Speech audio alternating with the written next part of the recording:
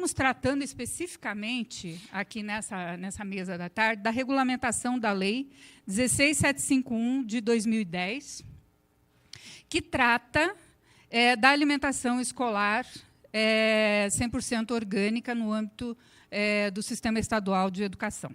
Como vocês estão vendo, é uma lei de 2010. Então, a lei ela já existe.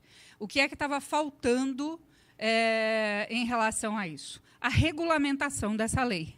Dentro do texto da lei, como é mais ou menos de praxe, o Estado tinha 180 dias para fazer essa regulamentação. Ela não foi feita, e aí houve, então, um procedimento administrativo do Ministério Público, após várias tentativas, que se fizesse com urgência essa regulamentação. Então, é a partir desse ponto que a gente entra no debate da questão dessa construção da regulamentação. Então, de que política nós vamos estar falando aqui? Nós estamos falando especificamente da Política Nacional de Alimentação Escolar, o PNAE, né, o programa. Dentro de um recorte específico para o Estado do Paraná, porque o PNAE é uma política federal. O foco dessa proposta, desse trabalho, ele está justamente na questão da segurança alimentar e nutricional dos estudantes, né, do ensino do sistema estadual, e no desenvolvimento rural sustentável, porque ela tem esses dois elementos de ligação dentro dessa política. Como eu já falei, os sujeitos que são beneficiários dessa proposta, em torno de 1.100.000 alunos da rede pública estadual de ensino. O Estado do Paraná tem 1.140.000 e poucos alunos. A nossa população ela já está se estabilizando. Então, isso, quando nós vamos falar de uma proposta que vai se estender no tempo, né? Nós tivemos, já havia uma previsão de uma redução da população escolar. Nos últimos tempos, houve uma pequena mudança, né? Então, estimulados aí por um crescimento econômico, por melhores condições, houve um pequeno acréscimo nessa população, mas ela já tem uma perspectiva, novamente, de estabilização e, lá para frente, um pequeno decréscimo. Então, nós vamos ficar em torno desse número. E, do outro lado, então, os beneficiários diretos são os alunos, e esse é o foco, mas também os agricultores. No caso do debate aqui do GTI, com uma questão técnica, no mínimo 10.000 agricultores familiares seriam os beneficiados diretamente, isso dentro de uma matemática mais ou menos como a gente viu hoje de manhã, né? Então, em que a gente 2 e 2 são 4. Só que, na realidade, não é isso. Hoje, a gente já tem 18.000, né? No ano passado, nós tínhamos pouco mais de 18.000 agricultores participando do programa estadual, porque nem todos, como é que é feita a conta dos 10.000? Se todo mundo entregar o valor total da cota, que é uma cota de 20.000.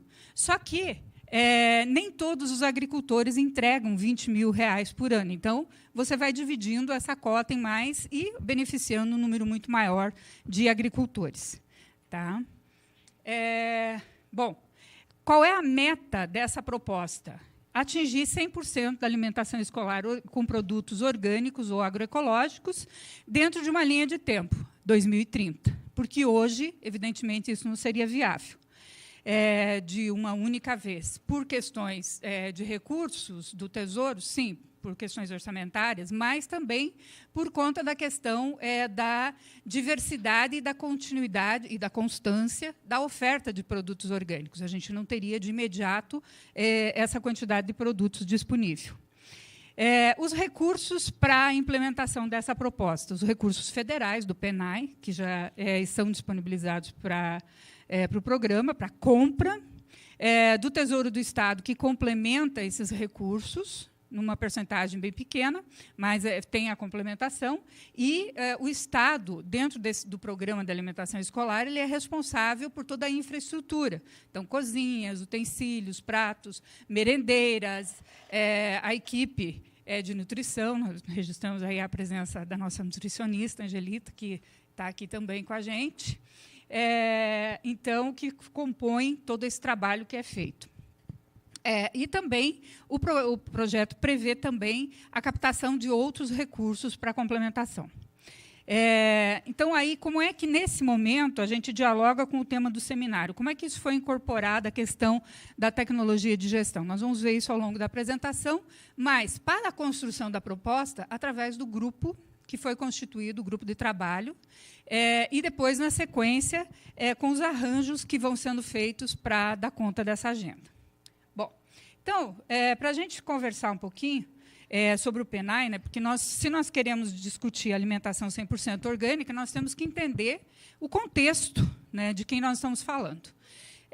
O Programa Nacional de Alimentação Escolar, hoje regido pela Lei 11.947, de 2009, ele é uma das políticas mais longevas, uma das políticas de segurança alimentar mais longevas que o Brasil tem. Porque, desde que a gente começou a olhar com mais atenção a essa questão, se começou a trabalhar em diferentes programas, projetos, que foram iniciando e acabando ao longo do tempo. E o Programa de Alimentação Escolar ele foi cada vez mais se estruturando e, hoje, assim se constitui. A primeira vez que se falou na questão de alimentação escolar foi lá pela década de 30, ainda no governo de Getúlio Vargas, aonde aparecem as primeiras preocupações com a questão da insegurança alimentar. E aí, grupos, movimentos sociais que se organizam para a arrecadação de alimentos, vão buscar atender as crianças nas escolas e começam, então, de uma forma bastante informal. Na década de 40, isso já começa a melhorar um pouco, e começam a aparecer também estudos, na década de 50 também aparecem esses estudos, e aí o governo começa a atuar, e a partir da década de 50, distribuindo uma quantidade de alimentos industrializados que vinham de fundos internacionais que vieram literalmente acudir o Brasil. Então, e esses alimentos eram, então, repassados a instituições, às escolas, mas, evidentemente, não atendia a toda a população. Hoje, a política é uma política universal. Ela atende a todos os alunos matriculados na rede pública de ensino. E aí, a partir disso, então, desses estudos que foram sendo constituídos, na década de 70, a gente já tem um plano nacional, e assim vamos avançando. O programa ele prevê ações nessas áreas de educação, saúde, meio ambiente, agricultura, hoje como proposta federal. E aí, apesar de a gente não ter realmente avançado muito mais na parte de educação alimentar, mas ele tem esse forte componente de trabalhar a questão da educação alimentar juntamente do currículo. Então, tem um elemento de educação que dialoga com a cultura local, por isso os cardápios devem ser adaptados a essa cultura, enfim, e também discutir esses hábitos alimentares em classe, enfim. Dentro das diretrizes curriculares, dentro da organização dos currículos, isso está presente, mas depende muito, evidentemente, de como é que a escola coloca isso no seu projeto político-pedagógico, de como é que a gente consegue colocar isso nas semanas pedagógicas, enfim. A equipe do Departamento de Nutrição do Estado produz materiais e também cursos dirigidos às merendeiras, dirigidos aos professores, enfim, de forma que essa informação chegue. Aí, não é suficiente ainda, é uma questão que a gente precisa avançar. Na questão de saúde, nós já temos todo um monitoramento da saúde dos alunos, aí, que trata da questão da obesidade, tanto do baixo peso como do alto peso, as questões alimentares especiais, como identificação de alunos com diabetes, com a questão da intolerância ao glúten, intolerância à lactose, e que também deveriam ser contempladas, e a gente tem aí, o pessoal tenta contemplar alimentos específicos para esses alunos, atendendo essas necessidades específicas. Nem sempre se encontra no mercado produtos disponíveis, mas é uma das diretrizes. A questão do meio ambiente, porque a lei federal ela fala que a agricultura familiar deve ser privilegiada no abastecimento e, preferencialmente, a agricultura orgânica. Então, isso já está previsto no programa. Hoje, os repasses federais para as refeições, então, o repasse diário médio que o FNDE repassa para o ensino fundamental e médio são 36 centavos por dia, não é por refeição. Para a educação de jovens e adultos, 32. Para os indígenas e quilombolas, 64. Para o ensino integral, R$ 1,07. No ano passado, o Estado do Paraná recebeu, do governo federal, 82.731.580. Faltou um zerinho ali. Tá? E o Estado colocou para compra em torno de 20 milhões ainda para complementar as